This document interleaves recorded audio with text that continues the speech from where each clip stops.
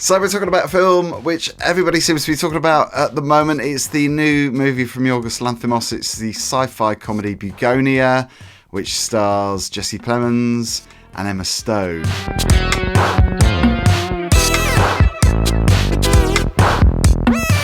Raj, we got out of the screening at the Royal Festival Hall and we were right at the back. I mean, actually, it was a good place to be because we could obviously see the whole screen without feeling like, we've got neck ache being at the front. Yeah, and then I forget that screen is pretty big too. I mean, where we were sitting, initially I thought, oh my God, this is going to be terrible. But, I think one of the great things about Royal Festival Hall is the sound is so good. I kept noticing how good the sound was even all the way back there.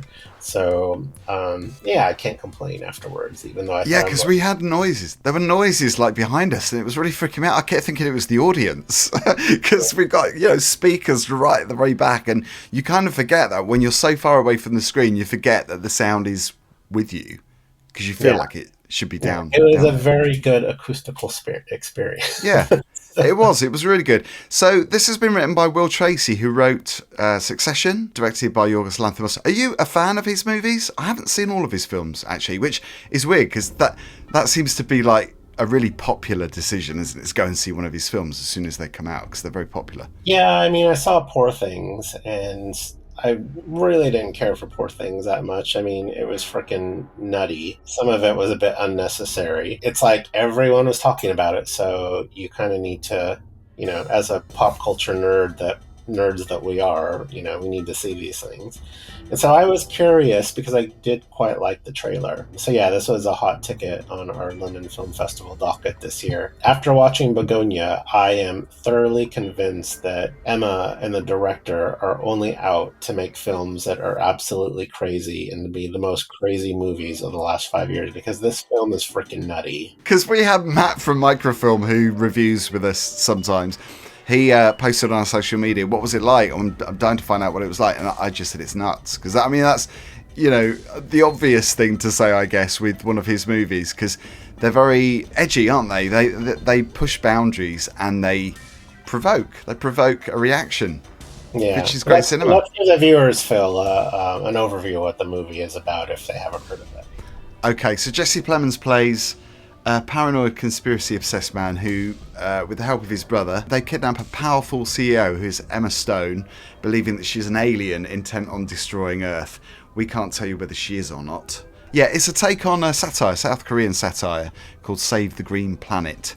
And it's a vision that hasn't disappointed a lot of people that have seen this at LFF. It wasn't what I was expecting it to be. And part of you is like, they can't really be going there. They can't really be going there. No, they're not going to do that. Oh my God, they just did that. What? I was like entertained and kind of like appalled all at the same time. I was appalled, but I was really enjoying it. It's kind of one of those films, like, kind of like Poor Things. It's meant to make you feel uncomfortable. You have empathy for certain characters, but by the end of the movie, that empathy is like completely reversed, and it's like they pulled the rug out from underneath you. So, a few twists and turns, quite a few laugh out loud moments too. We can't really say anything, obviously, because it'd be a massive spoiler, but you and I were both laughing out loud during certain parts of this. Yeah, it was very funny. Will Tracy's explain what the meaning of Bugonia is as well. Apparently it's an ancient Greek belief that bees were spontaneously generated from a cow's carcass. Yeah, and I also did the same thing after the film. I looked up the meaning of the word begonia because I thought it was a flower or something. There's definitely a heavy bee theme of, hive mind culture throughout the movie. Well, he said you could take it as a metaphor for contemporary American life or human civilization. Because I think as humans, we are not just destroying the planet, but destroying experiences for everyone around us. I think we're quite selfish as humans, as human race. Yeah.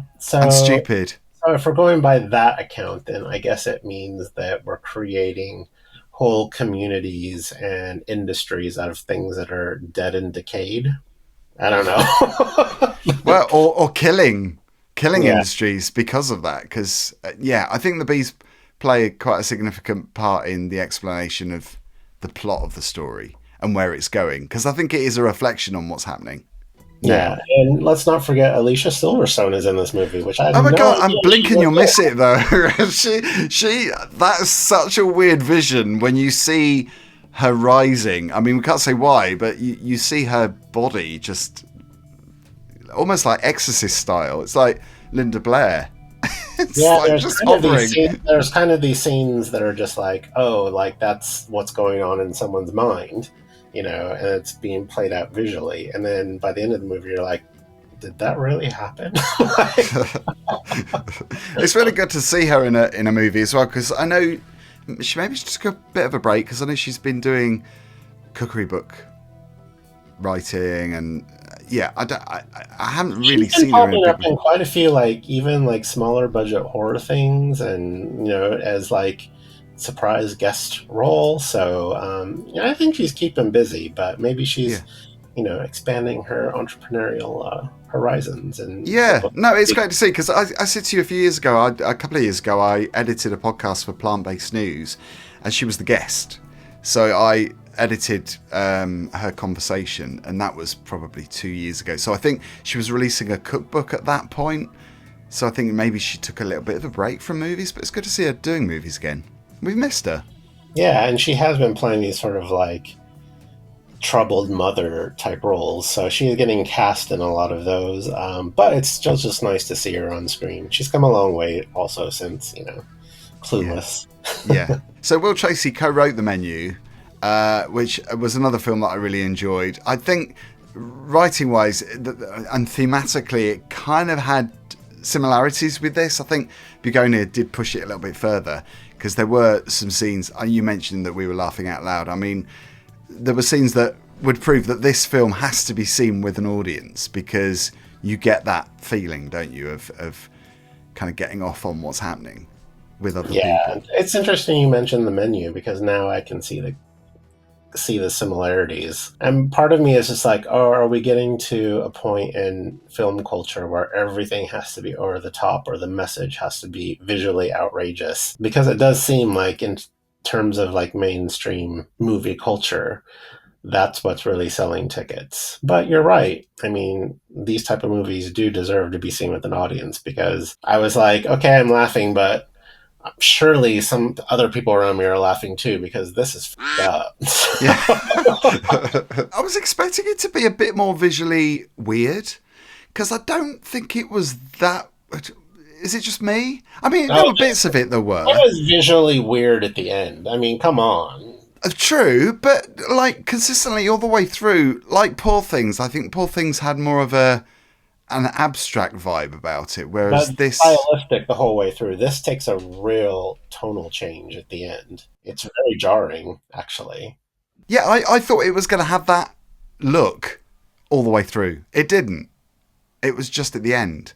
But I'm not saying I disliked it for that reason. I was just surprised. I guess in summary is, if you really like films where things are not as they appear, and you like big surprises, you'll probably enjoy Bugonia, because things are not as they appear, and there's lots of surprises in this film. So, oh my god, Jesse Plemons. Let's talk about Jesse Plemons, because he reminded me of Donald Trump. And I think that might have been deliberate, maybe, the whole conspiracy theory thing, and just being paranoid and just behaving very strangely. Yeah, and his co-star, his little friend there, kind of represents Donald Trump's followers. So that was his brother, right? Or was it his cousin? Some part of the family. Third cousin. I don't know, but definitely some Donald Trump and his follower vibes on that pairing of two actors and roles. So what is your star rating going to be? What's your verdict? I'm going to go for a 4. I'm going to go for a light 4. I really enjoyed it. It had its moments. It was very surprising. It made you think. It made you feel uncomfortable. The acting was really good. So, yeah, light 4 for me. Yeah, I'm going for 4. I thought it was very entertaining. There were some shocking moments. There was a lot of drama, some tension. The comedy moments were really funny. Emma Stone as well, with a shaved head, because she has her hair shaved off. Covered in white lotion from head to toe. Oh yeah, the antihistamine lotion that she covers herself in. You could kind of smell it as well. Yeah. Speaking of Emma Stone, though, her portrayal of this corporate CEO, like, very convincing. Like, she did such a good job, actually. Like, and there's some really sort of like ironic and very witty dialogue that is meant to, portray exactly that. But she did such a good job. I was really impressed with her acting abilities. And also, she plays someone who's trying to control her staff, but doing it in a really deadpan way. Very manipulative, because she says to her staff, "Oh, go home at 5:30. You don't really want to be here at 5:30." But really what she's saying is, no, you need to work harder. Yeah, She's but if you have things to do, like, by all means, it's your decision. But it's 5:30. But exactly, it's your decision. We've got deadlines to make, so use your best judgment. Yeah, we've all been. The onus is on you. It's your fault if it goes wrong. That's exactly what she's saying, and that made me laugh so much because we've all been there. We've all been in situations with our bosses where they behave like that. Email talking about summer Fridays and summer hours at every job I've ever worked with. It's the same exact thing. I thought that was quite clever. She's like the smiling assassin. She's grinning through it all, but really, she will kill you. Started to get a little gory towards the end, like really, like a lot, and I was like, wow, I didn't expect that to go there either. Again, exactly, yeah, because you don't really see that throughout. So when it comes, it's a real shock. Makes it more of a shock, which I think is quite effective. I mean, this movie is kind of like boiling water. It starts out hot, but generally just boils over to the tipping point. Wow, you're going deep, Raj. You have a big mess at the end, and you're like, oh dear. So go and check it out, Bugonia. Let us know what you think of it. I think it's going to be a popular one with cinema goers. I think it's going to be in the top 10, the box office top 10 for quite a few weeks. I'm wondering what next film Emma Stone's going to make with this director. Yeah, I'm all here for it. Check out our playlist as well, the LFF playlist, which is just above us, and we'll see you on the next one.